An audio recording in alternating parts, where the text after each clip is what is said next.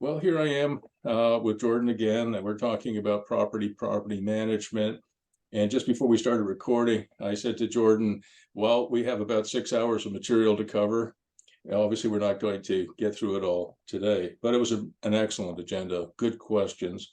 But before we get into that, Jordan has taken the ECQ test, the Entrepreneurialist Culture Quotient Test. It's a test that we built, Jordan, it's got to be close to 25 years ago now. And it's supposed to measure your entrepreneurial aptitude. And we probably have had, somewhere between 3,000 and 5,000 people take the test. I've lost track. I've no idea. It was certainly more than 3,000. And as I said to you in my email to you, that ECQ, Entrepreneurialist Quotient, tends to peak sort of somewhere between 70 and 80 or 85, in that range. And we gamed the test. And by the way, I don't tell people obviously that before they take the test in case they game it back. But we gamed the test to sort of peak at 88. And after that, folks tend to suffer from paralysis by analysis, which I'm sure you've heard of before. They're so smart and they're so full of ideas they can't choose, right? So they just kind of paralyze themselves, unfortunately. That happens to people. And much below 60, it becomes harder to be an entrepreneur. It doesn't mean it's a bad score. Do you know who got the worst ever score on this test? The worst? My wife, Dawn. She got something in the 30s. I don't remember what it was, but it was really terrible. She makes an excellent employee. She does, but Yeah. she's not cut out to be an entrepreneur. She's when she was a little girl, most girls, they could endeavor to become nurses, but probably not doctors. They could become maybe architectural technologists, but not architects. They could become architectural technologists, but maybe not engineers, right? So women were more constrained back then. The younger women your age, in their 20s and 30s, some in their 40s, are a different group. But anybody a bit older than that, the women were generally told, stay in your place, and I find it extremely driven women around my age category right now to go off and do their own thing. They often do, and a lot of the women I coach, in fact, about 40% of my client base is female, which surprised me. When I started my coaching practice, I figured probably 90% would be guys and 10% would be women, but it turned out to be 40% are women. And many women, both young and not so young, have come to the conclusion that they need to take care of themselves and their children, because by the time women get to their 60s or 70s and certainly 80s or 90s, they're on their own because all the men are dead. Yep. If you go to a retirement residence anywhere within 50 kilometers of where you're sitting in Belleville today, and there's 135 rooms there, 125 of them will be females and 10 will be guys. So unfortunately, it is what it is. So a lot of women like real estate just the way you and I do. All right, so you got an ECQ test result of 71, which is absolutely outstanding. There are very, very few people who get those kind of scores. Most are in their 60s or 50s or some below 50. It doesn't guarantee your success as an entrepreneur, but it will help. Yeah. At least that's the experience of several thousand people. Now, when I was, again, a young man your age, all my friends wanted to be in a band. That was everybody. You ask them, especially when you're a teenager or early 20s, what do you want to be when you grow up? Oh, I want to be in a band. Now, that's because it was the 1960s and 70s, and they wanted to score chicks, and the best and quickest way to do that would be to be in a band. That was their thinking. It didn't matter if they couldn't play the harmonica or they couldn't play guitar or they couldn't play drums or anything like that. They just wanted to do that. So the number of people who were successful was pretty small. Today, if you ask a lot of people what they want to do, many of them will say, I want to be an entrepreneur. The number of people who want to be an entrepreneur, this much. The number of people suited to be an entrepreneur, probably this much compared to that. Do you understand? So I'm excited about that score, and I wish I'd said it to you earlier, but that's okay. Having said that, the property management idea, you asked me, in addition to sort of finding your first launch clients, what should you be doing? I have a bunch of ideas on that. and we'll come to that because it's on your agenda. But one of the ideas that I wanted to talk to you about is that what a lot of the people I coach who are in the property management business, what a lot of them do is they do buy and develop some of their own real estate. And that can work for you and against you. I'll give you an example. So one of the guys I coach, his name is, I think I mentioned his name before, Dan Dore, who currently has 900 doors under management. And out of those 900 doors, he probably owns, I'm just guessing, but he probably owns 60 of them himself, right? Maybe it's not that many, but it's probably something like that. And when I started coaching him, I encouraged him to do both, right? To develop his property management business. That's the cash flow business, the personal business for life, right? Something that produces real money for him because he's very successful at it. He's got all the systems in place. He's got the people in place. You know, he actually has a life. He can take a day off here and there, and the company does not fall apart. All right. He's very well organized, and we'll talk a lot more about that as we go. But when I say it can work for you against you, I told Dan when he developed his own portfolio, whether it's a very small portfolio or is somewhat bigger, people will say, well, how do I know, how can I trust you, Jordan, or how can I trust Dan? If you get a really good tenant, wouldn't you put him or her into one of your buildings instead of one of my buildings if you were managing my buildings? And initially, Dan's argument was, well, you could trust me. Unfortunately, people hear that all the time, and sometimes they're disappointed, right? And I said, I think we could come up with a smarter answer than trust me, which we did. And because I taught Dan a lot of the stuff that I'm teaching you, he's older than you now. He's in his 40s, but he's not 70, right? He's in his 40s, very successful, and he started with nothing. He didn't. Nobody gave, hey Dan, here's $1 million, go start a property management company. Here's another $1 million, go buy some property. He started with absolutely nothing, except his smarts and a good coach, I guess. Anyway. So the answer that we give now is, look, I do have a portfolio. It's a very small number compared to the number of units I manage. So the likelihood of having a conflict of interest is quite small, but that's not why I did it. I did it because I wanted my clients to know I don't just talk the talk, I walk the walk. And by walk the walk, I mean, I own a property, and if it doesn't rent, and I don't animate it, and it has a lousy cap rate and a lousy ROI, and I can't finance it, and I can't refinance it, and I can't get good appraisals, and I can't keep on top of the maintenance and the repairs, well, I shouldn't be managing your property either. And then when I want to experiment with some kind of animation idea or maybe a cost reduction idea, I experiment on my portfolio first in case I screw up. So if I screw up, I don't screw up with your property, Jordan, I screw up with my property, and that's a lot better. And ever since he adopted that explanation of what he's doing and why, people absolutely 100%, he's never had anybody push back on it, okay? Yeah, that makes sense. It makes sense. All right, so you asked, the first question on your agenda was, what are the hard skills for a property manager, okay? If you want to take notes, that's fine. It'll obviously be recorded, but it might not hurt to take a few notes as well.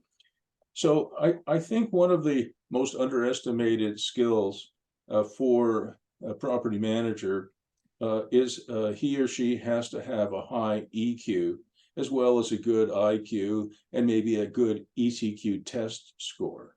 So if you're a bright, talented person like you are, and you have a high ECQ test score, which you do have, that's great. Nothing wrong with that. But EQ means that you can relate to people, because it is a people business. Yep. And think about your business for Albrecht. Oh, by the way, are you going to take that $20 bill and put it in a frame? I want to laminate it with the note that you provided. Yeah. I think you should, because I think I gave you a senator's logo. Did I not? Yeah, you did. I think I wrote it on paper that looked like that. Yeah. And I did that so, I mean, it's not that it counts for much, but it counts for something anyway, so that you could say, hey, yeah, my first client was the founder of the Ottawa Senators, and here's my first $20 that I ever earned, which happens to date to the day I was born. That's awesome. Oh, that was interesting. Yeah, I didn't know that, but I'm not surprised. So when you laminate it, put it up on your wall, take a picture of it and send it to me too, okay? Because I think that'd be really cool to tweet that out. So yeah, so you need to have a high emotional quotient. EQ stands for emotional quotient, and that means that your business model for Albrecht. How do you pronounce it? Albrecht or Albrecht? I don't know if it's Albrecht. I like I Albrecht. think Albrecht is better than, probably in Germany it would be Albrecht. Maybe, yeah. I think so, but in Canada we'll call it Albrecht. Albrecht? Yeah. Okay, so we'll call it Albrecht Property Management. So here's Albrecht Property Management. On this side, you have your landlords who are kind of supplying the buildings for you to manage. On this side, you have tenants. Up here, you have your marketing division, if you will, because if you can't find tenants, you're in trouble. But you also have some additional suppliers. So what we're going to do is I'm going to share my screen with you. And we're going to construct a business model, very simple business model for your firm. All right. Can you see my screen now? Yep. All right. So let's do it in orange. What the hell? What's the dominant color for Albrecht? It's like a royal blue. Okay, we'll change that to a blue. Let's hang on. We'll go. I got crap blue, but that doesn't matter. All right. So a business model is like the engine of your business, okay? Mm-hmm. And we'll just put in here all right. Is that a old family name? No, I'm just predominantly German, and then I liked that name because it stands for truth, honor, rightness. Nice. Albrecht Property Management. Yeah, my wife is Irish, Scottish, and a bit of German. So Albrecht, I spelled it right? Yes. Property Management. And what was the tagline we gave it? Rest easy knowing we're awake. Well, that was good, yeah. All right, so I'll put that up here a little bit. All right, and we'll do this. Rest easy knowing we're awake.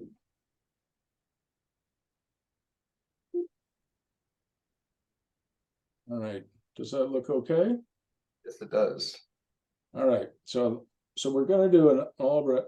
Okay, so on this side over here, we have, and this is I'll call this SS, which stands for supply side. All right, I'll take the italics. All right, so this is your supply side over here, okay? Yep. And we'll put in a couple of little small boxes here, just like that. Okay, so these are landlords.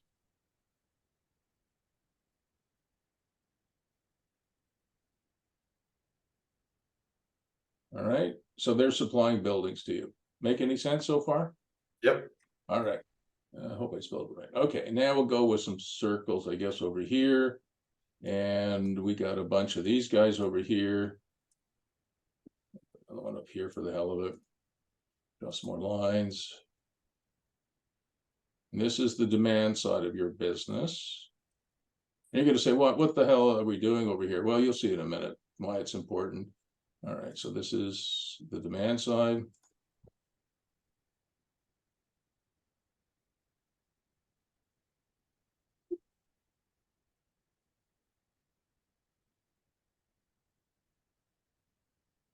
Here's the demand side of your business over here. And these are tenants. Okay. All right, that's easy so far. And then every business model has what I call something at the orthogonal dimension. Orthogonal just means it sort of comes out of the plane, all right? Orthogonal, right? Okay. And that is your marketing, right? Mhm. Marketing partners.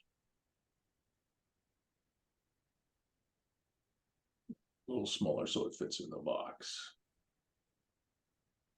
All right, I think that's probably okay. So, and if you can't find your first 3 customers, your first 5 customers, first 20, 100, if you can't find them in a cost-effective way, your business is dead. So if you told me that for Albrecht, I need a Super Bowl commercial and I'm going to pay $5.5 million to put a 30 seconds before I find my first, N equals 1, we know that the business is going to fail. Okay.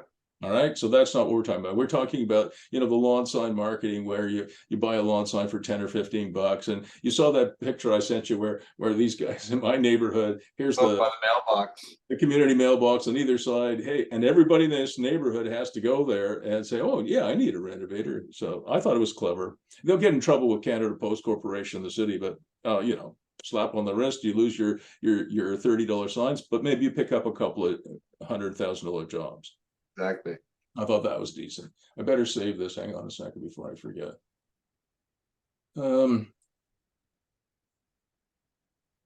pictures. Coaching. See if I got you in here. I'm sure I do. There's Jordan, and we'll call this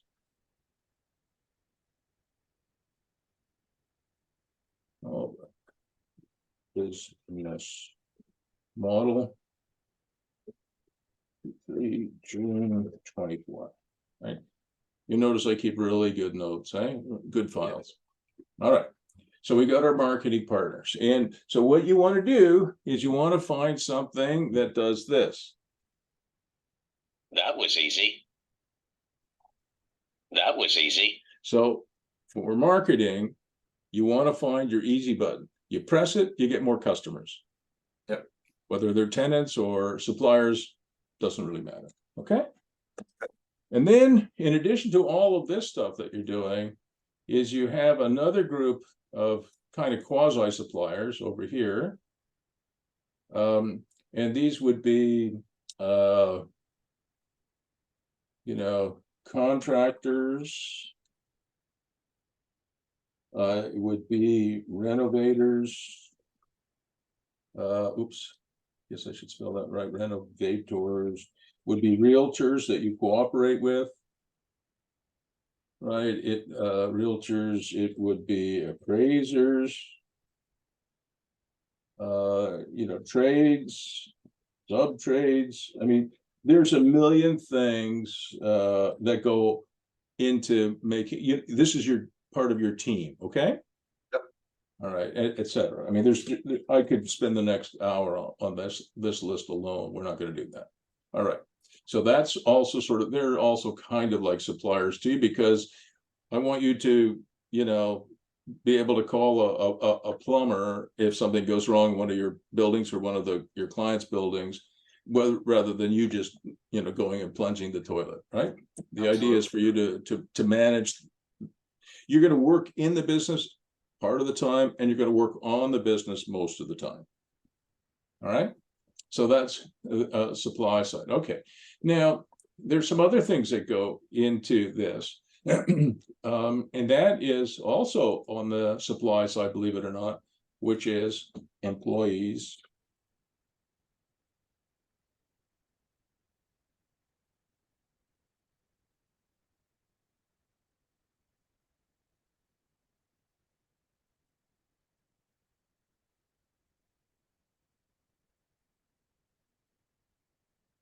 All right, so you may have employees, and what most people don't do and don't understand is that even if they're employees, like they're full-time employees where you have them on payroll, you have to treat them as if they were suppliers. All right, because they're supplying, accounting, bookkeeping, administration. If you have a handyman on staff, you know, whether they're an employee or an independent contractor, they really are supplying services to your business, and you have to think of them that way. Absolutely. And then what you might also end up with, possibly, is you might end up with some workies, right? Which we'll talk more about as we go. And again, they're not really employees. They might be independent contractors, but they're also on the supply side of your business. All right.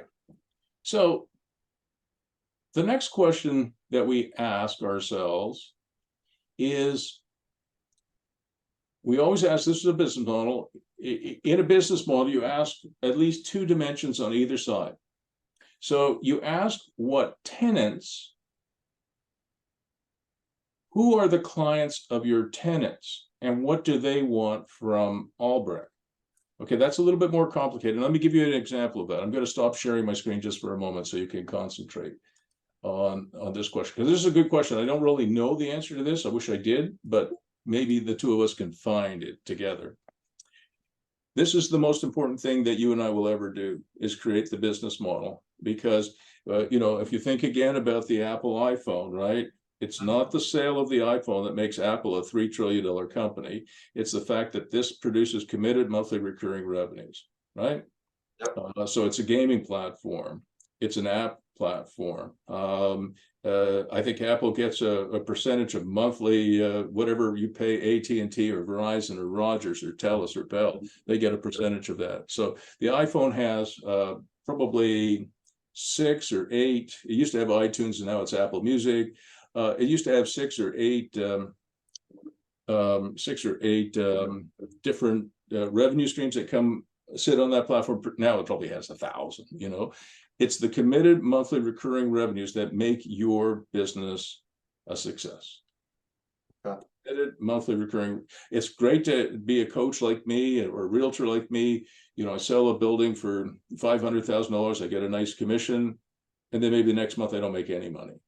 So that's not the way it is to establish a solid business that you know, I have what I would call a lifestyle business. Do you understand what that is? Oh, your whole lifestyle is based around your work. Right. And once I stop coaching, what is the income of that business? It's all the goodwill that you've created over the years with the business, your lifestyle. Essentially, it'd be zero. Okay. The difference between a lifestyle business and what I would call a real business. I mean, the lifestyle business is a real business, but what you're trying to create, I think we've talked about this before with Albrecht, is not just a lifestyle business, but a business that can stand on its own and make money while the founder, you, is lying on the beach. Mm-hmm. Dan Dore has that. Okay. Now, he can't just go and lie on a beach for a year and expect to come back and find his business is flourishing. But he could be away for 3 weeks, for example, lying on a beach, and the company would function perfectly without him. Yep. That's what you want to do. If you can build that kind of a business, then that business has what is a residual value, which you could sell one day. Okay? Yep. All right. Whereas my coaching practice, could I sell that to anybody? Absolutely not. I mean, you know, I do the coaching, right? And if I stop doing that, and, you know, I pass away, that's the end of the business. There's no residual value. And if I were younger, I probably could create a coaching practice that would have residual value. I'd have employees, and I would teach them the nature of the coaching I do, and maybe it would continue on as a viable business after I'm gone. But because I have a fantastic library of video trainings and books, but yeah. I'm a one-man band, so it dies with me. Dies with you. It dies with me. And maybe that's all you want to do too. There's nothing wrong with that, but I want you to be able to distinguish between what you're trying to achieve. Okay. Yep. All right. So let's go back over here to the business model. Oh, no, that's not why I stopped sharing. I guess, sorry about this going back and forth. The reason I stopped sharing is, I'll give you an example. I coach a number of people who own spas. You know, one in Jamaica, lots in Canada and the States, and many of them very successful. And a long time ago, when I got into business models, which was in the 90s, I asked the first group I ever coached in the spa business, who are your clients? And 97% of the people who go to that spa were female. Okay. There's a few guys who go for facials and manicures, but not that many guys do that. But some do. Nothing wrong with that if they want to go and have a facial or get their nails done or their toes done or whatever. That wouldn't be my cup of tea, but whatever. So, Arnold Schwarzenegger would call them girly men, right? Yeah. But, I mean, some men do that and they look nice, I guess. So anyway, so I asked them on their business model, as we did this like in the 90s, what do the clients of your clients want? And they said, what the hell are you talking about? Our clients are women. Well, most of the clients of your clients are men. Most relationships are men and women, not all, of course, but many. And so I said, what do the men who presumably love the women that are your clients want from you? Do you understand the 2D thing? Yeah. And they said, well, nothing, I don't think. I said, I think you're wrong. I think what they want is, and this is old stuff now, but back then it was kind of new. They want gift certificates that they could give to the women. Because one of the hard things to do when you're married or you want to get married or you love the woman that you love is find something that you can give her that she'll enjoy, right? Like I can't buy my wife a dress. I mean, that would be ridiculous. I'd make a mess of that for sure. But I could buy her a $350 gift certificate to go to the spa. Mm-hmm. So they said, well, you really think so? I said, well, I don't know, but let's try it. So I think this was 94. So a long time ago now, almost 30 years. About 6 weeks before Christmas, they introduced like gift certificates that you could buy. They sold like an incredible amount. I think it was 250, this is 30 years ago, $250,000 worth of gift certificates in 6 weeks after introducing. It was incredible. That's crazy. Yeah, it was great. Well, they had a wonderful email list. Email was really getting going. And so email marketing was really the thing back then, right? You got to remember, it's 30 years ago. Yep. And they had a great email list. And sure enough, they just sold a ton of it.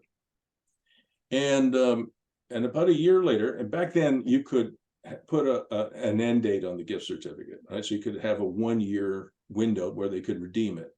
You with me on that? Yep. You're not allowed to do that today. So if you issued gift certificates for Albrecht, which you could do, I suppose, gift certificates to your suppliers, your landlords, your contractors and renovators, even your tenants could get some nice things from you. Do you have a farm boy in Belleville? No, we don't.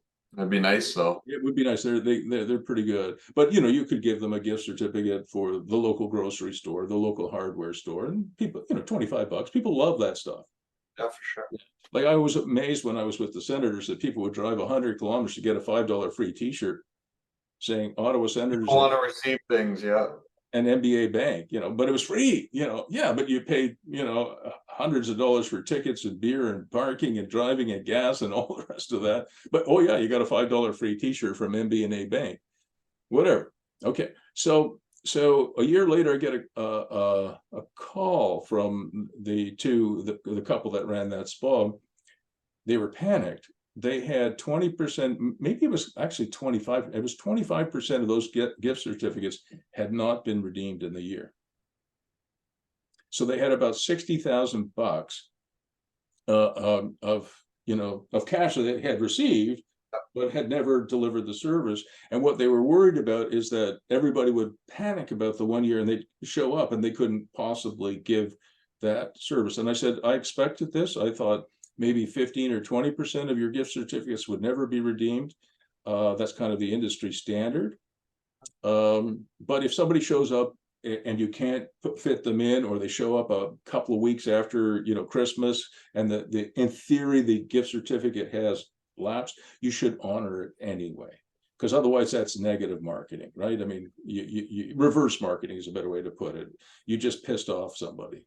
So don't worry about the deadline. Even if they show up 6 months late, just say you're late, but that's fine, because otherwise you're going to fuck yourself over. Yeah. And they understood. Almost nobody showed up with those. They had lost them, they had forgotten about them, whatever. So about $50,000, I think, ended up on their bottom line. It was like free money. Now, the bad news about that is it shows for you and me as entrepreneurs, if somebody gives us $50,000 worth of free money, that's a hell of an asset, right? Yep. But it actually shows up on your balance sheet as a liability. Do you understand why? Because it's an accounts payable, or It's how not is an accounts payable. You've received the money, but you haven't delivered the service. Until you deliver the service on that $50,000 of unredeemed coupons, you can't move it over into an asset because you haven't delivered the service yet. So the Disney company has several $billion of these gift certificates and what's called Disney dollars. They actually issue Disney dollars. They have several $billion on the liability side of their balance sheet. But to you and me, we know that little Susie, when she was a kid, had, you know, $30 worth of Disney dollars.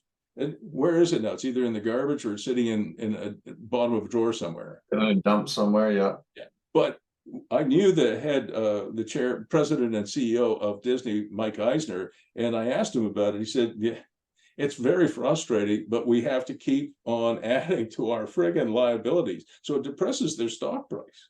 Mhm. All right, so that was a long story to explain why business models can be very useful. Because if you could, you know, for a small business like a spa, we're not talking Disney, but even for Disney, you know, you add a few $1 billion of free money, that's pretty cool. Absolutely, yeah. All right, so let me ask you this question now, because I don't know the answer, and I hope we can figure it out. Oops. What do, so let's say you're managing, I don't know, you know, that property at 140 William. So we've got in there two ladies. Both of them are single moms, I think.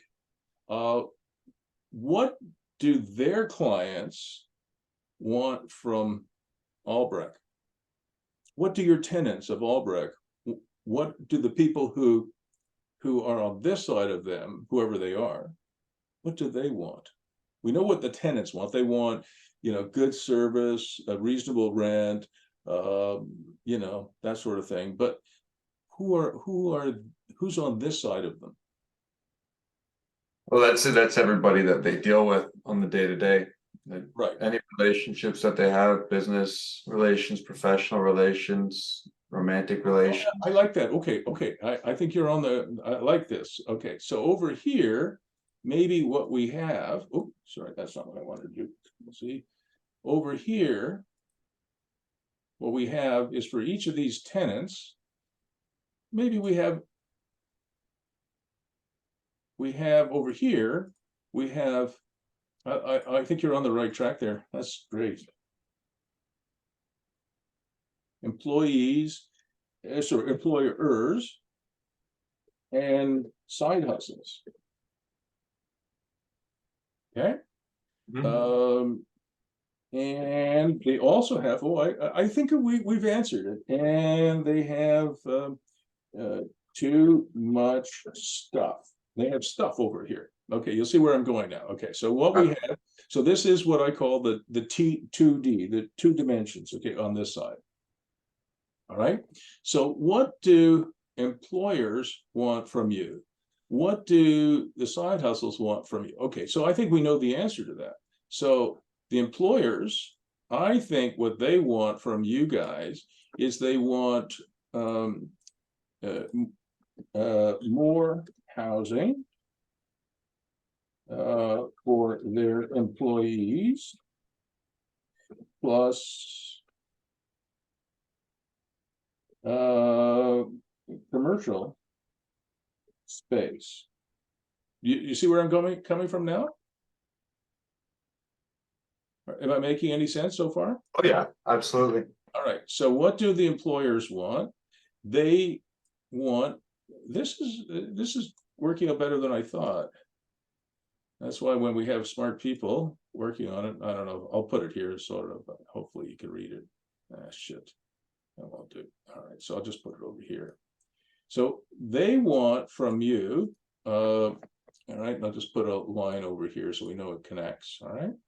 over here. So it means that you could ask your tenants, so where do you work? Oh, I work for a HVAC company. You know, I do their bookkeeping. All right, so you're a bookkeeper and you work for an HVAC company.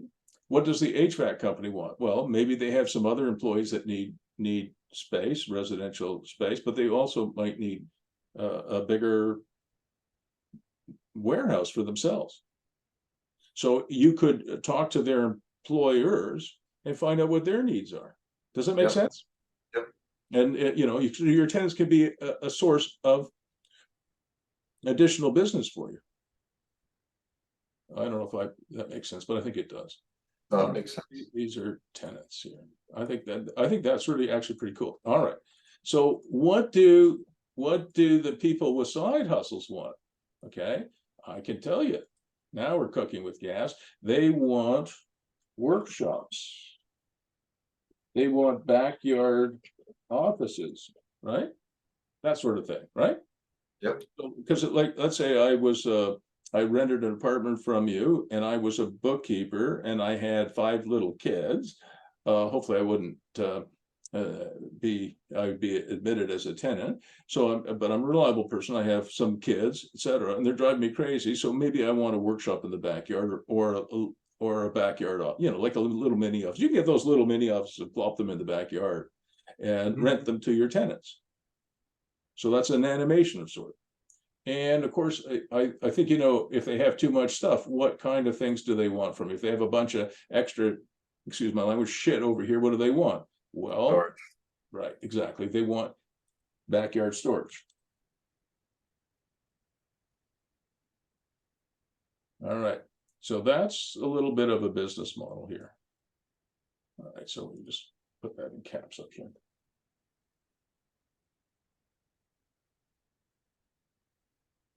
All right, so that's kind of what a business model is, and it's the engine of your business. All right, and you should be looking at this all the time. All right, over here, again, you have 2 dimensions on this side as well. What do realtors want from you? Right? Well, some of them would like to have some MLS listings, right? Mm-hmm. That's obvious. All right, so that's fine. They want that. Realtors want that.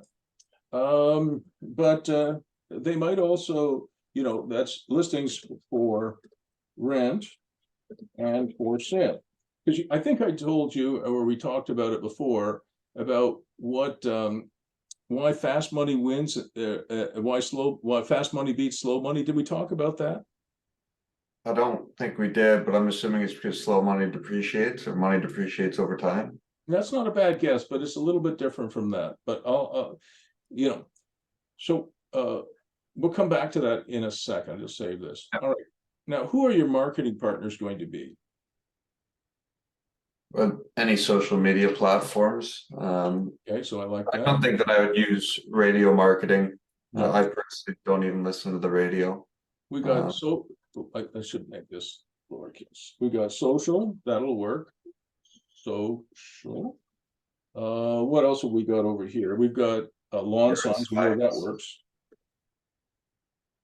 Is there anything else that we've talked about so far about marketing?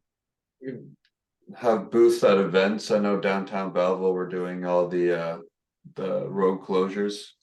Our front street's doing all the road closures every weekend. Pop-ups by the bay. Well, I think we have email marketing, you know, that still works, by the way. Yeah. So you should be building your list, right? Okay. So what I'm really looking for on this side over here is stuff that doesn't take up too much time. Do you understand? Yep. So social, lawn signs, email marketing, that kind of works. All right, that's enough over there for now. So I wouldn't do the booth thing or anything else like that at this stage. Okay. Right? Just keep it real simple because you have lots of personal contacts. I don't think you need to open a booth. That's true, not in a small town. Yeah, but I do think, by the way, you certainly could do property management in more than one town, you know. Yeah. Like, I mean, Absolutely. you couldn't do sort of Tallahassee, Florida, and in a small town in California, and one in BC, and one in Saskatoon, and one in Belleville, and one in Ottawa. That would drive you crazy. But You could do it nationally. what's that? Could you do it nationally, not internationally, but You could both do it nationally and internationally, but you have to have scale and you have to have all your procedures in place. So initially, while you're still small, you could probably do 2 towns. yeah, So when we talk about Belleville, it means you know, if it was me, I would take some listings in Picton, maybe Trenton, you know, I mean within, you know, within a 30-minute drive. Yeah. That's reasonable. An hour's getting a little far. All right. Yeah. So, but eventually, what'll happen is, you know, so I'm just going to put something else up here in a minute. So eventually, what you'll have is initially, we're going to be in. I'll make it a little bigger. 12.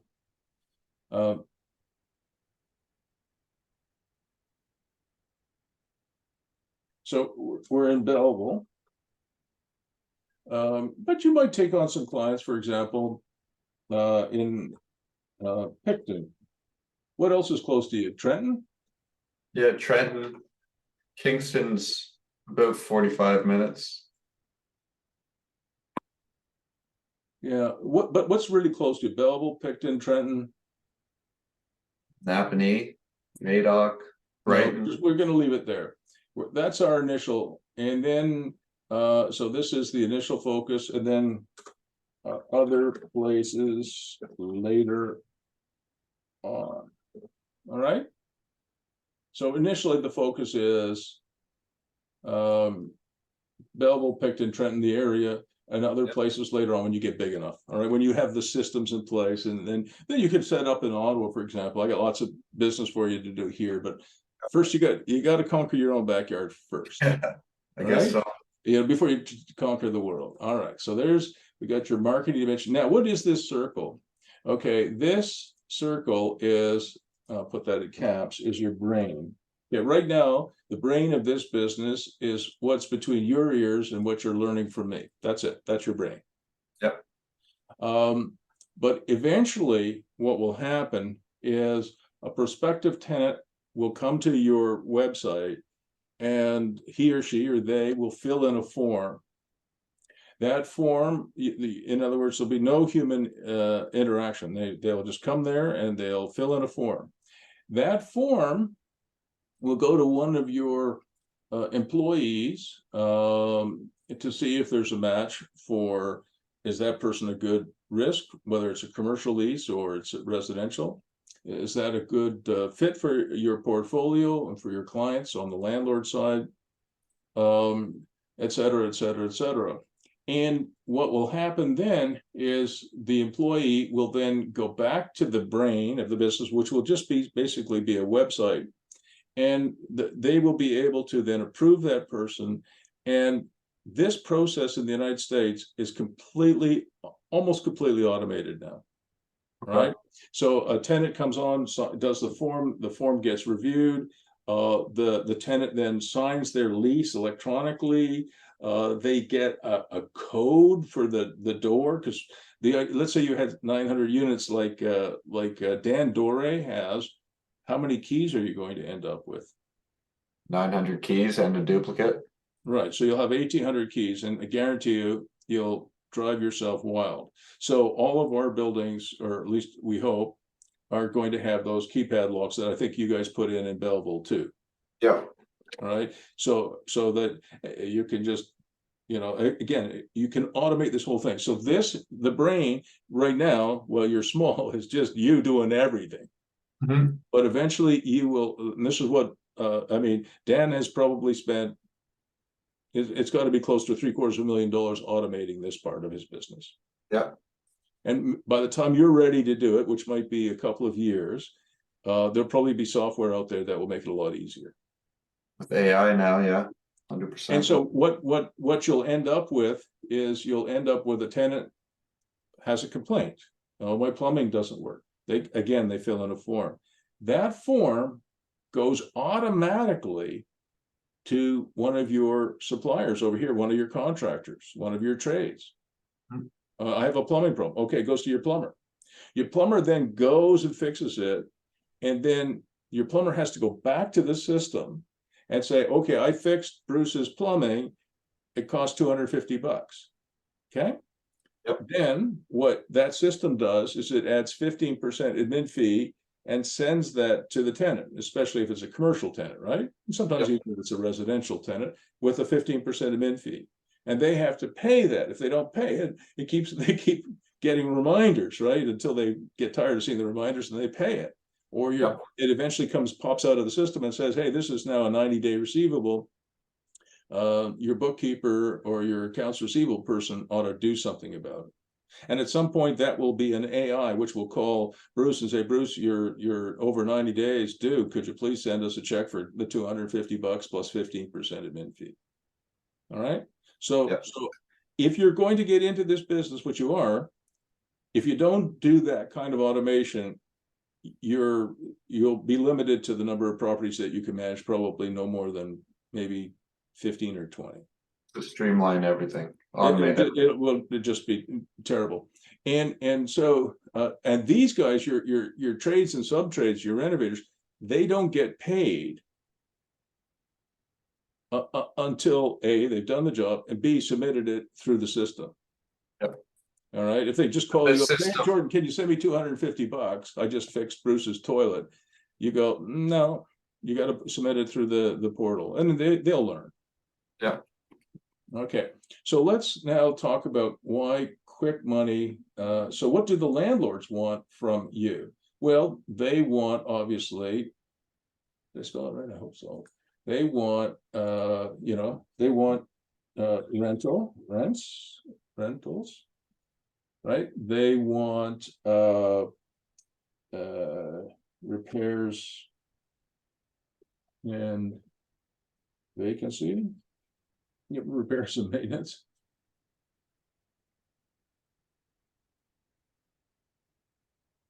Okay.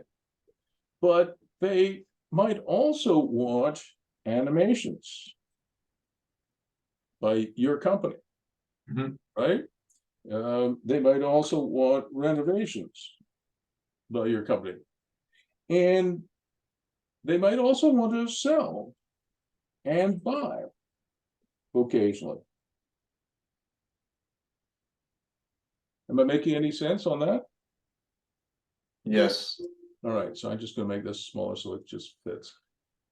All right, so rentals, repairs and maintenance, and I better put little things on it like this. Repairs and maintenance, animations. So they might want you to put backyard storage sheds in all of their rental property. They want you to do some renovations, and if you can get your license at some point, you can make some more money by helping your landlords dump their losers and buy more winners.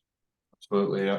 All right, so I'm just going to stop sharing for another minute, and we're going to talk for a second about why Robert Kiyosaki says fast money beats slow money. I just got to sit down for a second. When you get to my age, and maybe even at your age, Jordan, it helps to have a stand-up desk.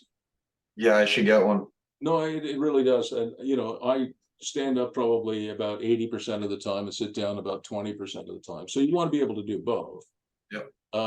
But sitting at a desk, there was a magazine cover that had an office chair and it said, "The New Cancer." Right? You don't want to sit too much, especially as you get older, but even at your age. All right. So I wonder if I have something that I do. So you know who Robert Kiyosaki is, right? I do, yeah. Yeah, he's Mr. Rich Dad, Poor Dad. And I'm going to send you this afterwards. It's a lot of my handbooks are like, 80 pages and 60 pages and 500 pages, right? This one is 5 pages, including lots of photographs. So it's easy to read, okay? Yep. So this guy, Robert Kiyosaki, he's probably the most famous real estate coach on the planet. Mr. Rich Dad, Poor Dad. And he's kind of gone crazy as he gets older, by the way. He's kind of Oh, he's kind of lost his mind. Yeah. These we record these things, but they're unlisted. So the only people who have to link are you and me. Maybe a few other people might look at it. Like if you look at my videos, some of them have like 3 views. Yeah, But I don't care. It's the right 3 views, right? absolutely. So Robert, he's a bright guy. And I think a lot of people don't really understand what it is he teaches.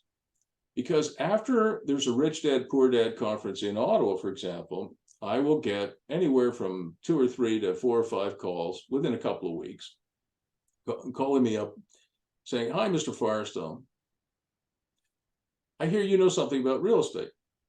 I go, "Oh, yeah, thank you. That's very nice. Yeah, I know something. Well, I want to buy a 100-unit apartment building. And have you ever heard me do this little shtick?" I just heard it in the YouTube video you sent me.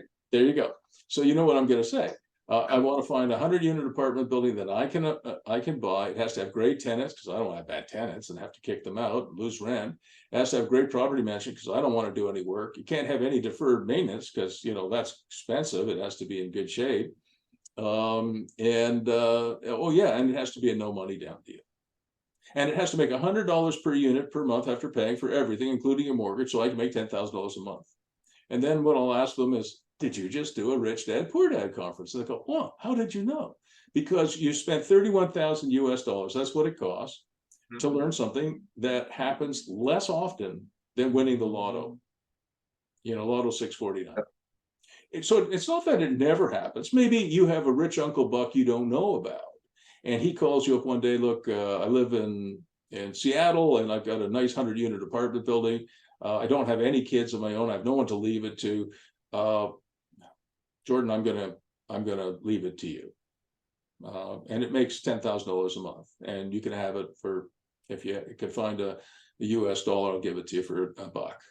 I just want to get rid of it. And I want somebody in the family to have it, and it's yours." That does happen, but you can't plan on that.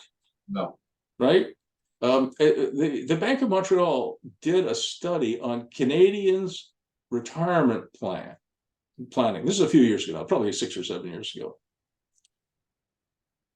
I think it was something like, it was more than a quarter of Canadians. I think it was even more than 30, probably around a third of Canadians, their retirement plan was winning the lottery.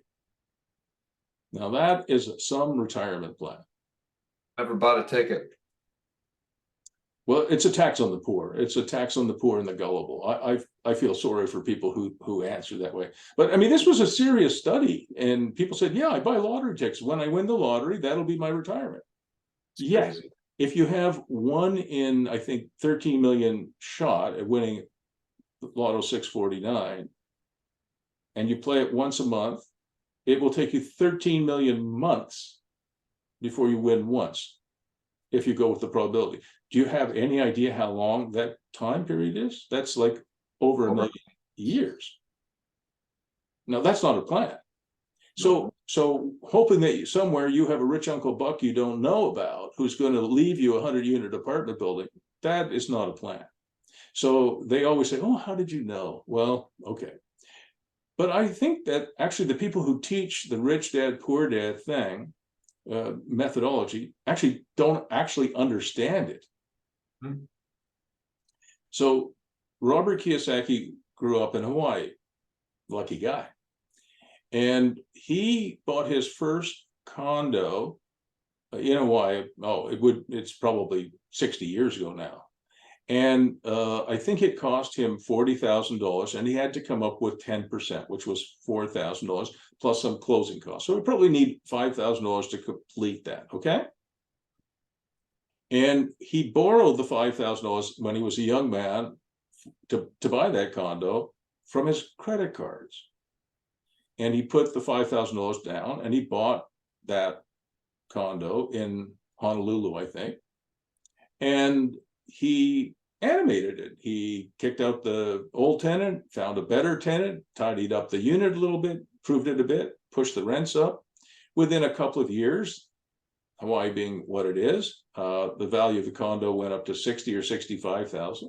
He refinanced and pulled out probably $15,000 in cash in which he used $5,000 to pay off his credit card, and he had $10,000 to buy another one. Okay. People call that a no money down deal. That's what they think he did. That is not a no money down deal. When you borrow money on a credit card companies have a nasty habit of wanting their money back. That's not a no money down deal, Jordan. You understand it is not. You're paying high interest rates on that the whole time. Yeah, I mean, probably back then, probably 18, 19%. And today, maybe even 22, 24%. That is not free money. That is not no money. When you look at that, the acquisition of that first condo he bought over, say, a 3-year period, it was a no money down deal, but he did a lot of work for that, right? He took risk. He borrowed money from his credit card and paid high interest, as you pointed out. Found a better tenant, animated the unit a little bit, cleaned it up probably, and then a year, 2, or even 3 years later, he refinanced and took some money out. But that is not a no money down deal. That's not like the guy I just said, can you find me the 100-unit apartment building? That's not what he did, and that's not what Robert teaches. But people don't understand that. They're looking for the shortcut, and the only shortcut we know exists is a shortcut to failure, right? Yep. It's the only thing. So Robert did the work. In 2012, he wrote this book called Who Took My Money? Why Slow Investors Lose and Fast Money Wins. Okay. And during the pandemic, I went back because I was sick and tired of people telling me what a brilliant guy he was, and then calling me with those fucking dumb questions, can you find me the 100-unit apartment building? Or can you find me a townhouse that I can buy no money down? Yep. And again, I'm not saying it never happens. It just happens so infrequently as to be irrelevant to your plan. If you find something where some old lady will say, look, I'll finance the whole thing for you 100%. You just take over my townhouse and I'll give you all the financing. You understand what a seller take back is, right? Yeah. Yeah. And that does happen. You find an old lady who likes you, you're a handsome young fellow, and says, look, I've got a townhouse in Belleville I'd like you to own. It's worth $500,000. If you can find 1%, if you can find $5,000, give me $5,000 and I'll give you the other 99% financing until you animate it, add value, do all the other things, and you refinance. When you refinance, you can pay me something. Okay? It does happen, but it happens probably more frequently than winning the lottery, but not frequently enough that you can make a plan out of that. Yep. Some people will put in 10 offers a month, 30 offers a month, 200 offers a month, looking for the one person who might do that. That is a terrible waste of the realtor's time and your time. I'm never going to do that. You're never going to do that.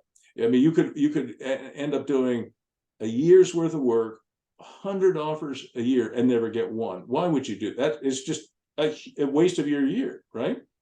And then when you get that one deal, you realize, wait a second, she loaned me the money to buy it, 99% financing. But guess what? She wants that repaid. And if I don't repay it, that property will go either power of sale or foreclosure. So where will you have gotten to after 3 years? Nowhere.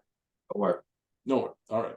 So, but this guy is smarter than people. Well, he's very smart, but people just don't understand his teaching. So I read this during the pandemic. I read it 3 times to make sure I understood it. I mean, I had to read it 3 times. And I'm going to send you this little write-up that I did so you can read it for yourself, because I know you're a very good student, which pleases me a lot. I'm going to teach you to be the greatest property manager in Canada. I will. Well, if you're going to put in the effort, then I'm going to put in the effort. And I mean, it's my perspective business, right? So everything relies on that ultimately. Right. So, but I'm going to teach you to be the greatest property manager in Canada. I mean, I love Dan Dore. He's terrific, but I think you could outdo him. The reason for that is Dan is reluctant to experiment. Mm-hmm. And I do lots of experimenting. If I have, my barn dominium project, I tried it as a storage place, didn't work. Tried it as an event place, didn't work because the pandemic showed up. Nobody was going to go to a live event if their life depended on it, and it did. And then I said, well, let's try workshops. And then I tried different sizes. I experiment. And then when something works, like, do you play golf? No. I don't either. I hate golf. But have you ever played baseball? Yes. Yeah. When you hit you try and hit it really hard. Sometimes it just dribbles off the bat and goes 8 feet. And sometimes you don't really try it all, and you hit it in the sweet spot and you go, wow, look at that, Yeah. it goes for a home run. That's what we're looking for in business, okay? So you know, if Dan would do more experimenting, he's very cautious and conservative, which I respect, but he's so cautious and conservative that he limits the amount of experimenting he does, which holds him back and his clients as well, on Yep. both sides. All right, so coming back to this, so I read it a few times, and it's very simple once the light went on. Yep. And what he says is that whether you have a very small portfolio of 3 or 4 or 5 buildings, or you have a bigger portfolio of 30 or 40 or 50 buildings, or one with 500 buildings or 50,000, whether it's a fairly small portfolio or a big one, every year or two, you should go through that portfolio and find properties that have probably peaked in value. They're probably not going to go up very much. They peaked, and the cash flow is kind of stabilized and it's not going to go up. Those ones you might consider selling and redeploying the capital into other properties that have better cap rates, better future appreciation. And that was a big insight, because he really is a buy and hold guy. People think he's a flipper. They think he's a no money down guy. You know, he's not. If you read his stuff properly and understand it, he's not. He's a buy and hold guy. He understands, I think, some of the ideas, not all of them, but some of the ideas about animation. So he's a buy and hold guy. He understands good property management. He understands animation. But then he introduced in 2012 this new idea, which is you should cull your portfolio every 1, 2, or 3 years and get rid of the ones that have peaked in value, and where both from a cash flow point of view and evaluation, and redeploy the capital into something with higher growth. Now, I know in the States you don't pay taxes for a certain period of time if you reinvest that in the purchase of another property, but that doesn't exist here in Canada. No, it doesn't. You're going to pay capital gains in Canada. All right, so I'm going to send you, this rich dad, poor dad thing. All right, so you can read it on your own. If you do all the trainings and readings that I give you, if you do that, I know it's a pain in the neck, but if you do it, I think you will. That is part of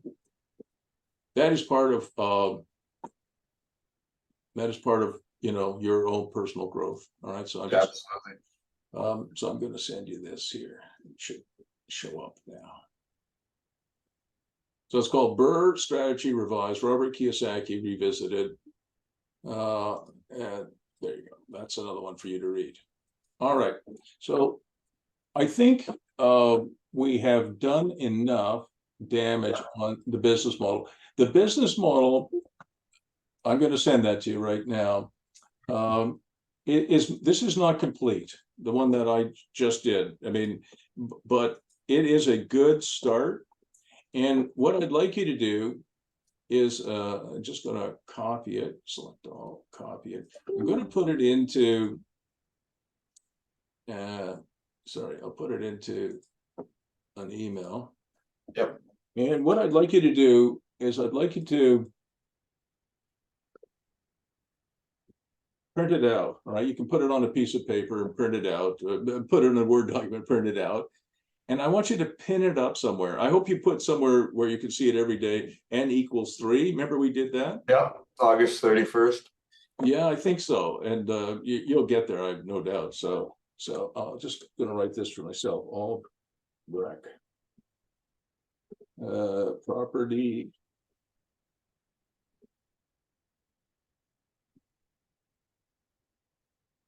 Now, why did I type the name underneath this picture? Do you know why? No, I don't. Because what I'm going to do now, I'll show you what I'm going to do. So first of all, I'm going to copy that. So I just copied it, and I'm going to send it to you. All right.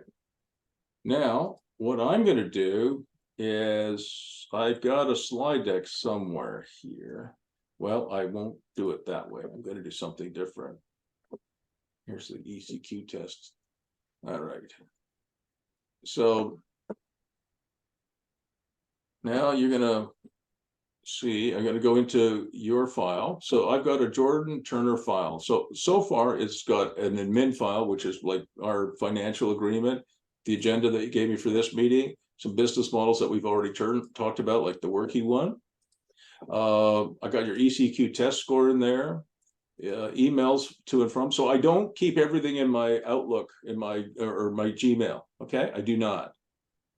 I create these files. I mean, here's my coaching, right? So I mean, just I got 2,500 people in there, right? So there's no way I could keep anything straight if I didn't have very good files, right? And if you're going to end up with a big property management company, you're going to have files like, if you don't file properly, you'll be screwed. Yep. All right, so let's go here. So let's go into business models. And I'm going to create something called Albrecht property management business model sketch 2023 June 24th. All right, and then I open this thing up and I'm going to put this in here.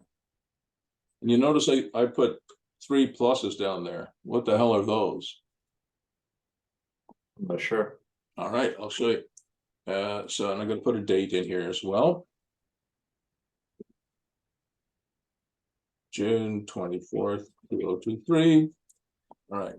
The reason I put these little plus signs in, you'll see them if you were walking through my files, is it's like that shows that's like a page break.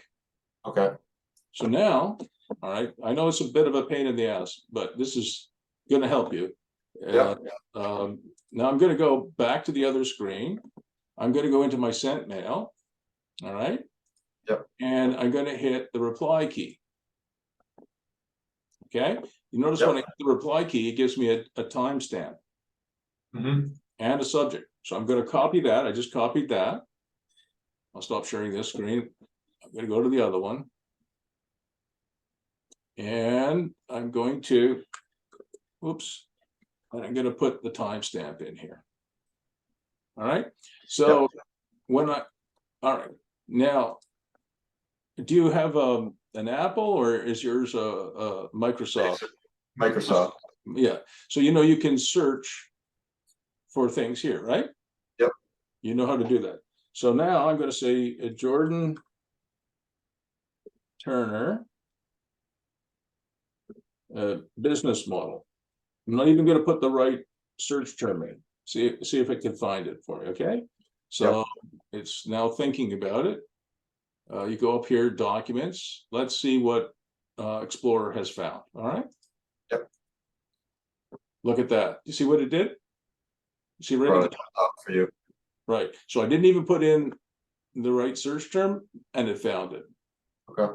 Think about how valuable that is. Yep.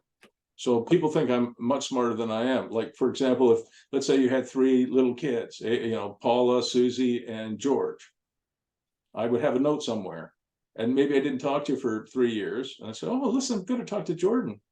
And I would look at your file. I would see stuff like that. And I would say, oh, so when I would talk to you, I'd say, well, how's Susie, Paula, and George doing? You go, oh my God, you remembered. No, I didn't. You just have it in the file.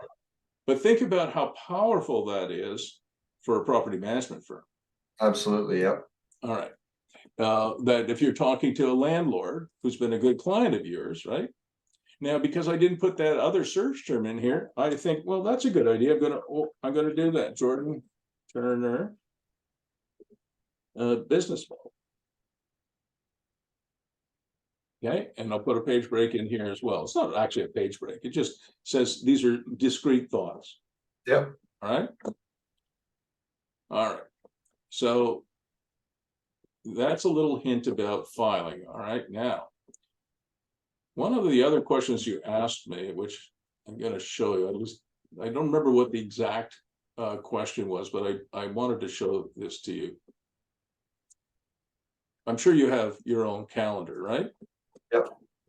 This is my calendar for this week, which ends after I finish with you. I'm not doing any more work today. All right. So this is my week.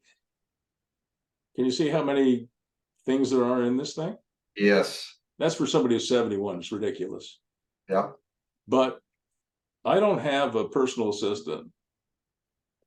I don't have any workies. Well, I actually do, but I don't have any personal assistants, and I don't have anybody really.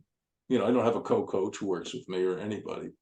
Dawn helps me a little bit. You help me, and there are many people who help me, but I don't really have, an organization as such. I do not. So the only person I can delegate to is my calendar. And do you notice what's this say? Pick up checks from Jordan Turner. You know what that was relevant to? Yes. And, yeah, exactly. And do you notice it has a red color? Yep. Red stands for money. Here's the Abasola checks, right? Yep. Red. Here's my Zoom invite for today. Here's some of the things that we're hoping to do. Here's the agenda. Here's the work in process. Okay. So if I sort of have anything that I have to do, I'll put it in here. This is Lindsay DeMorris. She owed some money, so you helped me with that, if you recall. Yep. And so that's in red. My daughter Jessica is running some Kijiji ads, and that's in blue. These are just ordinary course of things. Things here, this one is in green, is because I am out of the office. And you just make up these codes for yourself, right? Yeah, for sure. So one of the things I would like to ask you is, do you do most of your computing on your phone, or do you have a decent computer and a good sized monitor? I have a great computer and 2 large monitors, and then I have a MacBook that I carry with me. Okay, so people who do most of their computing on their phones, first of all, or with iPads, cannot create very much for themselves and are horrible at keeping their schedule and are terrible at reading their emails. Okay, because when you work on a small screen like this and somebody sends you an email, hopefully it won't be too long, but maybe it's 3 paragraphs. They read the first paragraph and that's it. Yeah. And by the time they got to paragraph 3, that would have been the crucial thing, like pick up the fucking money from our tenant, right? Yeah. Because if you don't collect your accounts receivable. By the way, I did a study once that even IBM, which does $100 billion a year in sales, if they don't collect their accounts receivable, they'll go out of business in 3 months. Absolutely, yeah. 3 months, they're out of business, right? So it doesn't matter if you run a tiny business like mine or you run IBM, you've got to get your receivables in, otherwise you're screwed. All right, so your calendar is your very best friend. And when I put something in my calendar, I don't worry about it anymore. Like I literally don't, I put it out of my mind. Obviously my calendar syncs with this, and it syncs with my Surface and anything else I have. But that's an incredibly important tool. While you're a small business, that's how you're going to manage your business. Yep. When you get to be bigger, there'll be a whole different set of things that you'll have to do. If you had 10 employees, you can't run your business like this. But when you're 1 person or 2 or 3, you can share your calendar, you can run your business like that. But when you get to 8 or 10, there are other tools. There's customer relationship management software you can buy that's particular to the property management industry. And Dan has just gone through that transition. Okay, but for initially, you have a Google Calendar or whatever Microsoft. What kind of calendar do you run? It's just Google. Yeah, it's fantastic. It really is. It is, and you delegate to it, and then because otherwise you'll go crazy, right? If you're doing a renovation for one of your clients, animating his property just by putting a backyard shed there, and you order the shed for him, and it's been paid for, at least the deposit is down there, and it's going to be installed in late July. You put it in your calendar, so it's a reminder to make sure a couple of days beforehand that you call the supplier, make sure it's going in. But then you absolutely forget about it. It's there, taking It's care of there, it. it's there, you delegate it, right? It's as if you had your own assistant. All right, now, one more thing I wanted to show you. This is trivial, but incredibly important.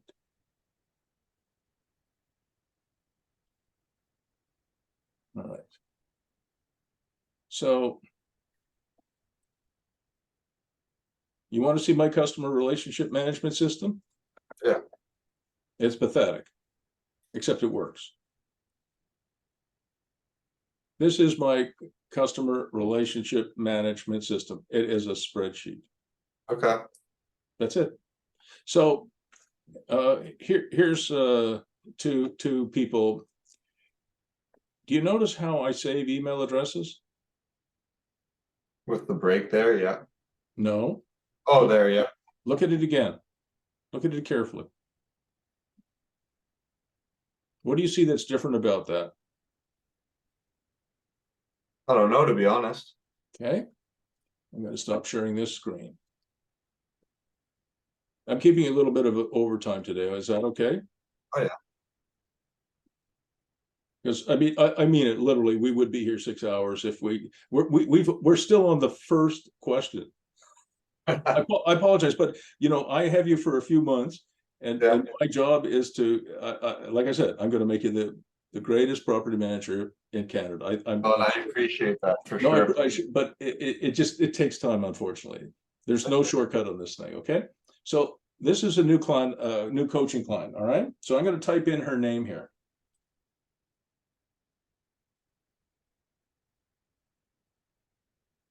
Okay, do you see it came up? Yep.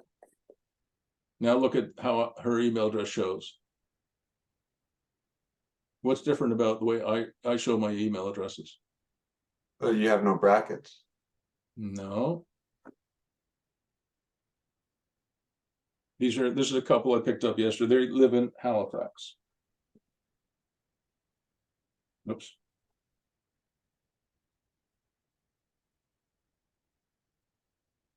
Okay, see how that email address popped up? Do you not see something that's a little different than most people would do?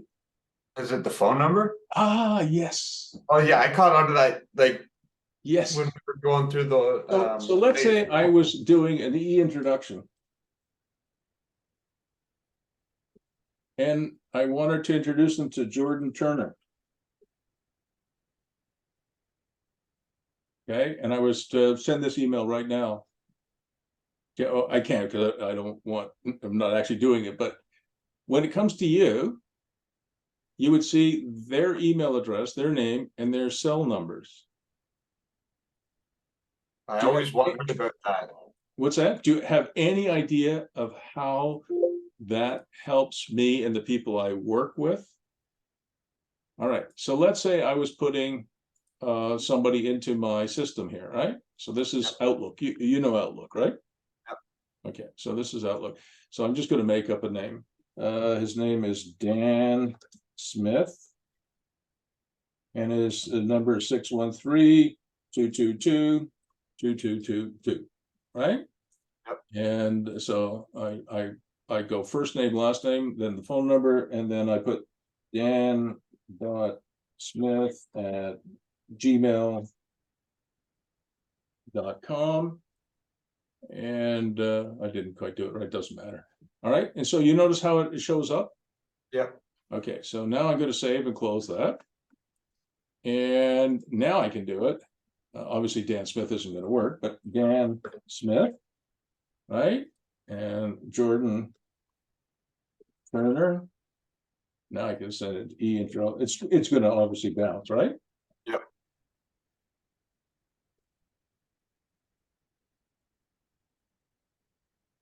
So I just send that for fun. So it'll bounce. Have you any idea how much time that saves me? Oh yeah, it's the whole introduction. And when you get it, what amazes me, some of the young people I work with, they say, yeah, thanks for introducing me to Dan. That I really appreciate it. What's his cell number?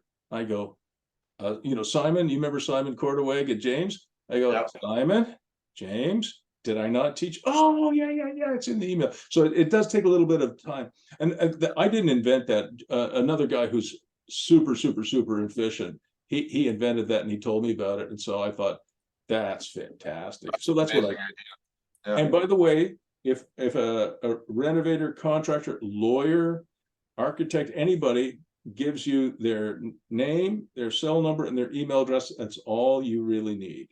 I don't Yeah. accept business cards anymore. Whenever I meet somebody, you know, if you introduce me to somebody that I needed to know, while I'm sitting there, I will boot up my calendar. I will say, Dan, would you put in your full name, your cell number, and your email address, please? Which he does. Then instantly I will go into my phone book and I will forward them my contact information. And then I will share that contact, Dan Smith, cell number, email address, with myself by email so I can put it into my system, such as it is. And I will share it with other people who need to know it, right? Yep. It's all part of something called TPO. EPO. Touch paper once. Okay. And I learned this from a very wealthy friend of mine and very smart. He runs wilderness tours in Beachburg, Ontario. He has the Lachine jet boat business in Montreal, the Niagara Gorge jet boat business, both in Canada and the United States. He has a whitewater rafting company on the Potomac near Washington. He has one near Acapulco. I mean, he's an amazing entrepreneur, worth a few $100 million, no doubt. And the way he got there, you know, I mean, I admire the guy. He has never owed anybody any money, not on a credit card, not in a mortgage, not on a truck, nothing. If he couldn't pay cash for something, he would not buy it. That was his rule. I got debt up to my ears. I am not an example of anything, but he is.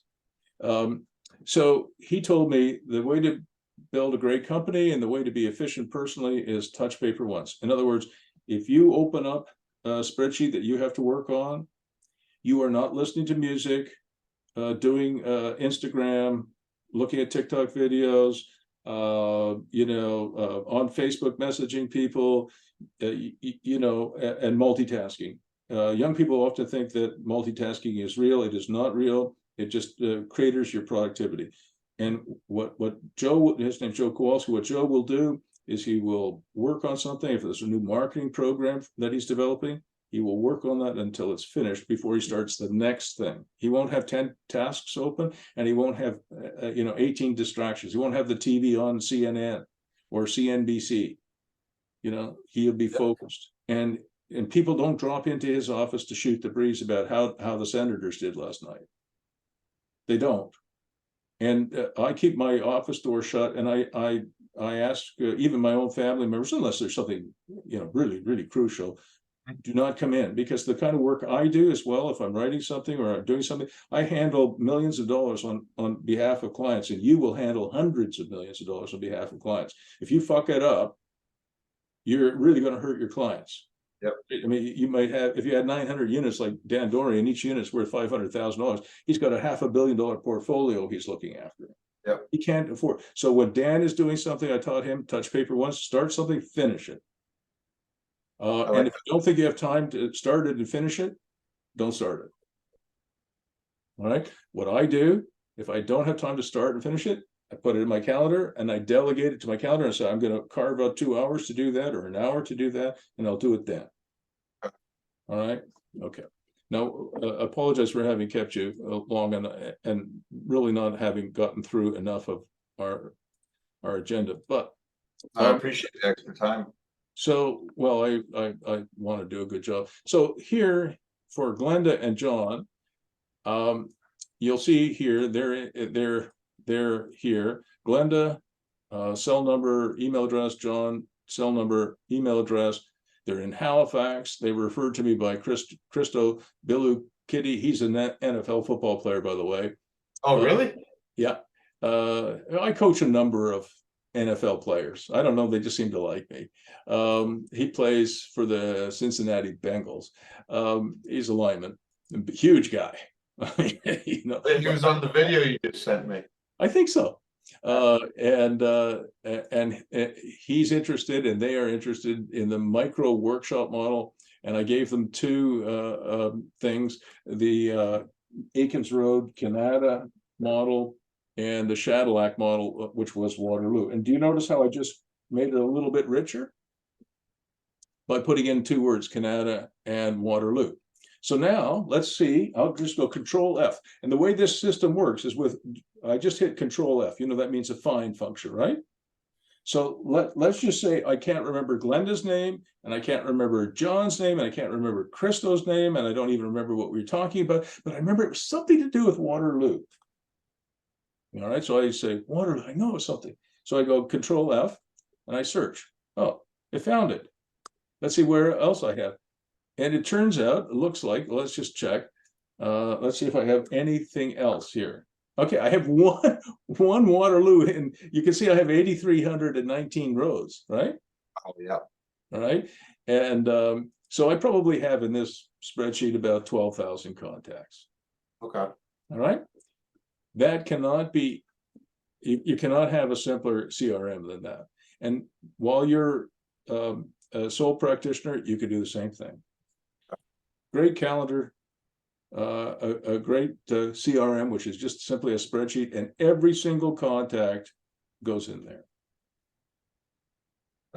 For a website, I've been looking at having someone develop one for me, but should I just use, like, I've used Squarespace in the past and just kind of developed my own websites and got my own Google email off there and whatnot. So what I would do initially is I would probably just have a Facebook page. Okay. Just a Facebook page. Today, lots of small businesses, let's say I was a handyman and I just have a Facebook page. Bruce the handyman. I charge $45 to $50 an hour depending on the job, plus HST. These are the jobs I've done, and here's some pictures, and call me now.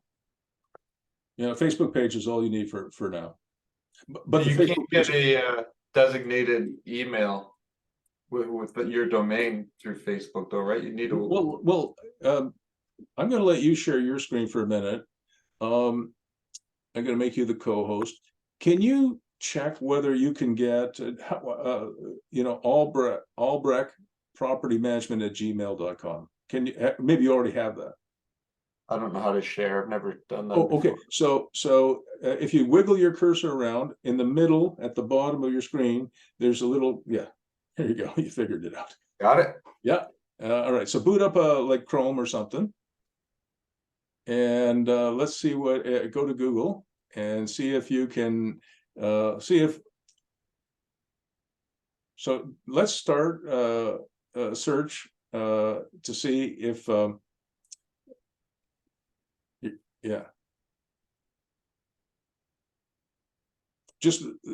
that at Gmail.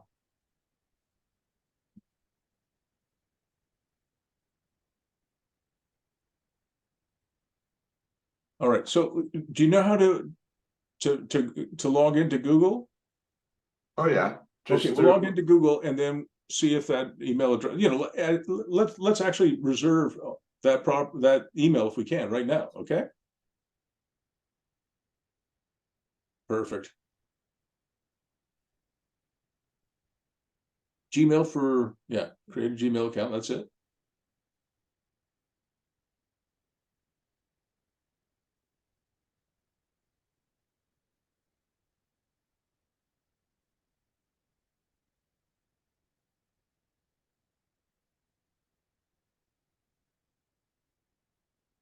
So let's try Albrecht, CHT. Hang on.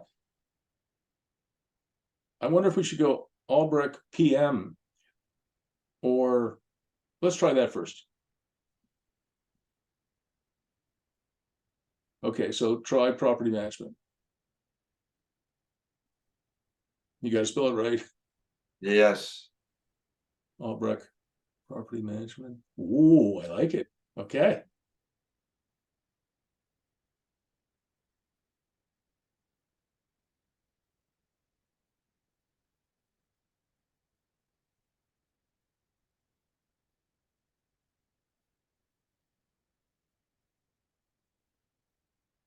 Beautiful.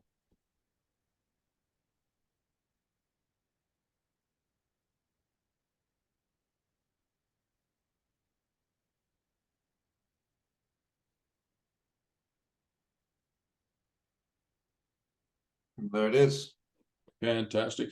Now, you should also be able to create, I believe, Emma.Albrecht property management at Gmail. Remember, didn't we create a virtual assistant for you? Emma. Yeah, but don't do it now. Don't do it now. We're going to run out of time. Stop sharing your screen. I'm going to kick you off. Oh, very good. You beat me. Well, I should expect that, Mr. Martial Artist.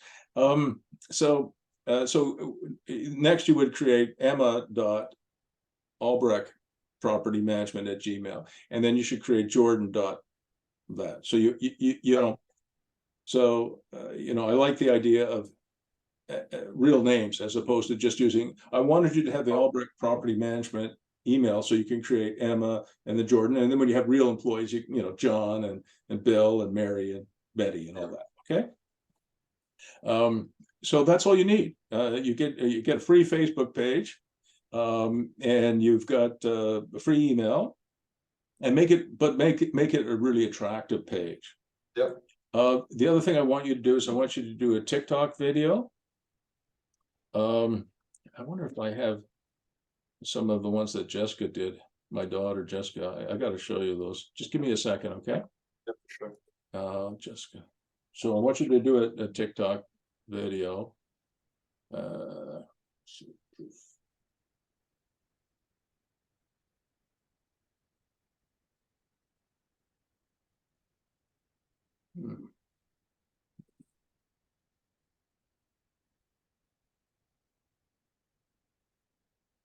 Oh my God. I mean, she is doing unbelievable stuff. Marketing channels. God damn it, Bruce. Where is her? Maybe it's under video.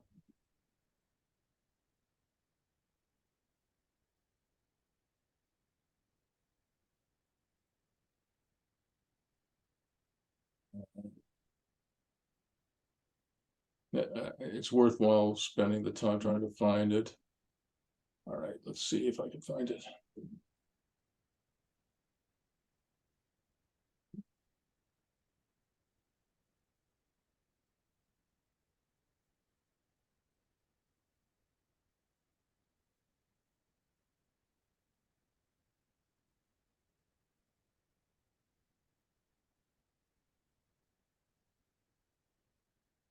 Well, let's see if this works.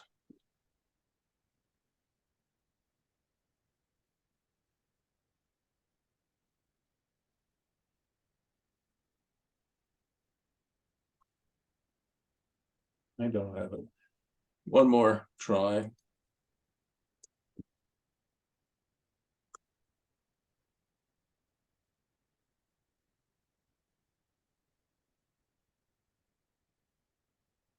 All right, I can't find it, unfortunately. That's too bad. But I will show you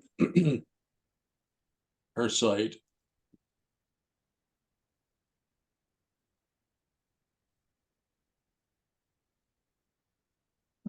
Okay, just give me one more minute. I'm failing on all counts so far. Hang on.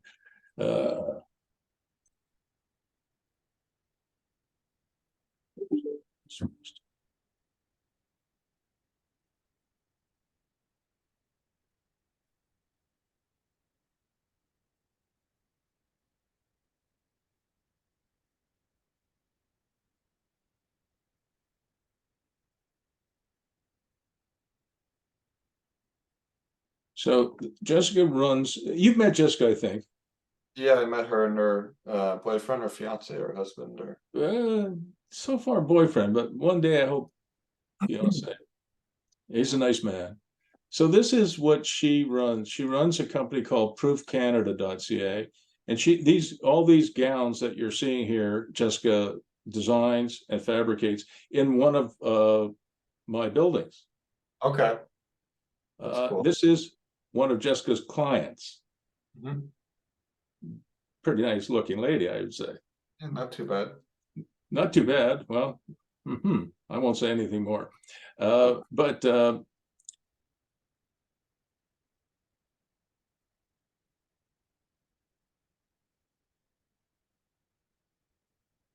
She does great work. she does great work. This is my favorite. I guess what? they do their shoot sometimes in our house here. I approve, It's cool. if you can imagine why. I mean, it's so much fun to have all these beautiful young people, you know, hanging out here. The reason I show you that is she does beautiful work, and she has a runaway train success. Her only marketing that she does is TikTok. She releases these wonderful instructional videos how she does cool designs, and there's music, and then there's beautiful images. When she releases a video on TikTok, she will get between 100,000 and 300,000 views in 2 or 3 days. That's amazing. That is amazing. A lot of reach. And it's incredible. And her main markets are fashion forward young women and middle-aged women in Michigan and California. Yeah. Because they have money, you know, I mean, they have money. And she can only open her store for a few minutes at a time because she's overrun with demand. And she's a small business, right? She can't sell 10,000 garments, right? So she'll have a run of something, and there'll be a limited number, and when it's sold out, it's sold out. So she will sell out her merchandise as she brings it to the market in somewhere between 2 and 5 minutes. Wow. Yeah. And you know, she makes a living at it, right? And if she can solve the production side, that she will have a big business. Right now, she's constrained on the production side, but not on the marketing side. Oh. So, you know, you have a huge advantage like Jessica does. I mean, she's a nice looking young woman, not necessarily at the same level as the models that you saw there and some of her customers, but she's a beautiful young woman anyway. And you're a very handsome young man. And TikTok, when you are ready, you're going to put your videos on TikTok and YouTube. And you'll have to have them on Facebook just because you have a Facebook page. Yep. All right. But Facebook marketing won't do much for you. Like, your landlords are not looking at Facebook marketing for property managers. Yep.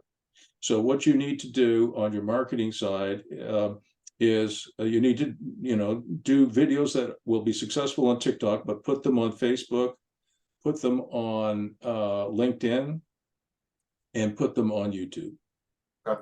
Okay. I'll show you another document that I keep, and then this will be the last thing we do because I'm getting tired. So this is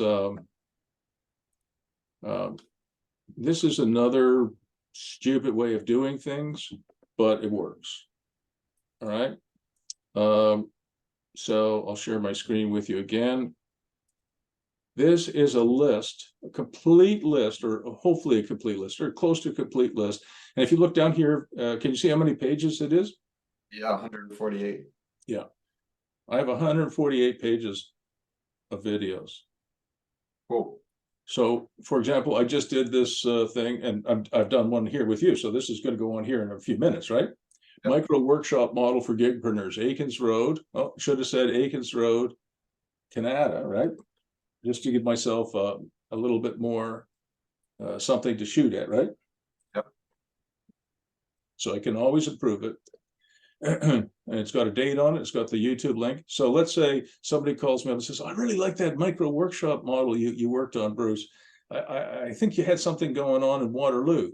Well, now that I put the Waterloo thing, again, you know how to use Control F in a Word document, right? Yep. So let's just try Control F here. You'll see here, that was Jessica I was looking for a moment ago. Let's see if I can pick up anything that maybe you're in here. I don't know. Oops. Oh, look, here we are. So I've got Jordan Turner. So in 2021, we met, right? Do you see how powerful this is? Absolutely, yeah. Let's look for the next one. We talked about the Maze Mall. That was in February. Here's another one. This would have been May. Let's see. Here's another one. A project update. I think these are some of the videos that you sent me. Yep. And here's another one. Property management discussion. That was our first one. So we didn't get through anywhere near the whole list. I apologize, but Got through a keep lot. going. All right. Anything else before we break? No, I think that's great. It gives me a lot to work from. I have one more thing, and I promise this will be the last thing. So, because we should. Do you own a building yet? A house yourself? No, no, Do you have any savings? no, no. That's okay. Doesn't matter. Where do you live right now? I rent an apartment Where? in the east end of Belleville, And how much do you pay for that? 2100. Whoa. Yeah. When is your lease up? August. I like that idea. So I have a suggestion for you. Okay.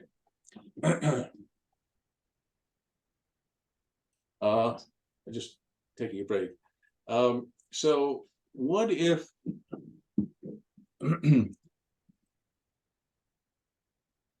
what if you did something similar to Sean the Handyman?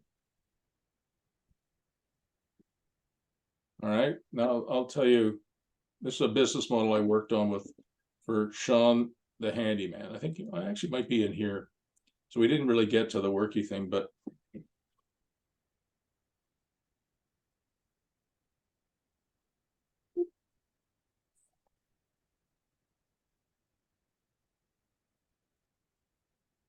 yeah. So I did it's somewhere on my computer. I'm not going to find it right now. I have a workie who works for me, and he's worked for me for 25 years. And he makes a decent living. You know, he makes at least $65,000 a year, maybe 70. All right. So he doesn't make 100,000, but he makes a decent living. And he's a very, very good handyman. And he's never owned his own home, never. And he doesn't want to. He likes renting because it's cost certainty. If the furnace breaks down, call the landlord. If the roof leaks, call the landlord. He has to fix it, right? So he likes renting because it gives him cost certainty. But he's getting older now. He's in his 50s, I think, now. And so I said to him, why don't we find a townhouse that you can rent for about the same as you're paying, for $2,000 a month, that has a walkout basement. And one of the things he did was, we found one in Canada, which is the west end of Ottawa, quite a nice townhouse, and I think it was $2,000 a month. And he got permission from the landlord to put a basement apartment in the basement. The landlord bought all the materials, and Sean provided his own labor, right? So they built a beautiful one-bedroom apartment in the basement, which has its own access to the outside. Yep. And he rents that one-bedroom apartment for $1,800 a month. Wow. Yeah. Well, you know, it's Canada. He probably could have got 2,000, but he got 1,800.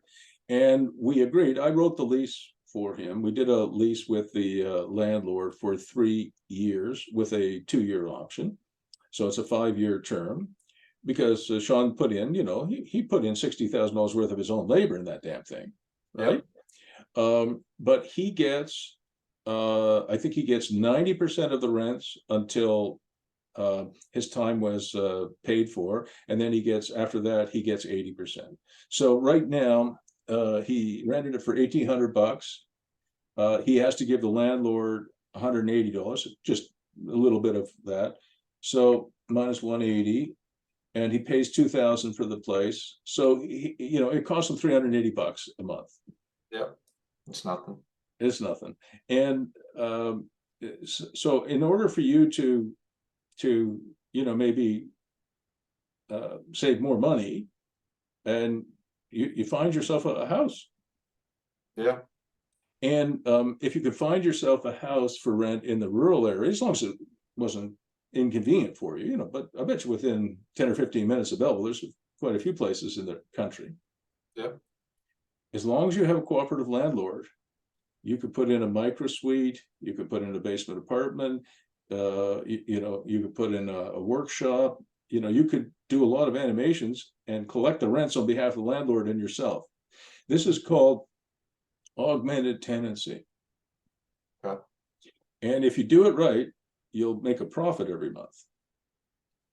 I mean, it's like the old-fashioned model. You find a 5-bedroom house, you sign the lease, and with the permission of the landlord, you rent out 4 bedrooms at $700 a month. Yep, I mean, it's the same deal, right? makes sense. Only for you, because I suspect you like your privacy, I wouldn't want to share my house with 5 people. No, no, I know that about you, but you might be okay with somebody living in a basement apartment yeah, for sure. with their own ingress and egress, or somebody, pulls a tiny house onto the property and pays you a few bucks. Yeah. All right.